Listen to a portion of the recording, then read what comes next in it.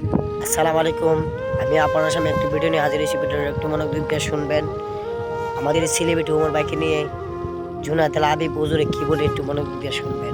Facebook এবং YouTube এবং টিকটকের মধ্যে ভাইরাল একজন আছে যার নাম হলো ওমর। তার কথাগুলো যুবকেরা ফলো করে এবং শেয়ারও দেয়, কপি লিঙ্ক করে করে ফর ইউর মধ্যে নিয়ে যায়, ভাইরাল করে দেয়। আমি গতকালকে তার একটা ভিডিও দেখলাম, তার মায়ের নামে সে কেমন এটা আমি জানি না, তবে এই ভিডিও দেখার পরে আমি দেখলাম যে মা পাগল ছেলেটা চোখের পানি ফেলায় মায়ের জন্য কান্দ। নেপালের পাহাড়ের সামনে দাঁড়াইয়া বলতেছে, আমার মা দুনিয়ার মধ্যে আমার সবচেয়ে বড় আপন।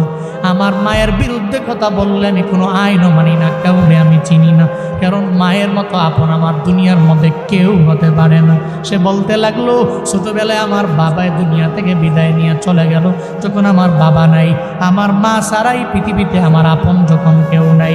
আমার মায়ের গার্মেন্টসে চাকরি করে করে করে করে কোনো রকম জিন্দেগি চালাইয়া আমারে ফালায়া যায় নাই, বরং পরিশ্রম করে করে আমার মা স্কুলের মধ্যে আমারে পড়াইলো। আজকে আমি অনেক মশহুর হয়ে গেলাম, প্রসিদ্ধ হয়ে গেলাম, সবাই আমারে চিনে, তবে আমি মায়েরে ভুলতে পারি না।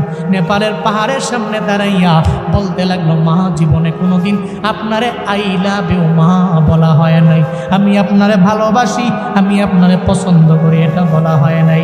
এই যে যুবকরা যারা আছে এরা তাদের প্রেমিকারে জীবনে কতবার আই লাভ ইউ বলে, নিজের ওয়াইফের বারবার বলতে পারে।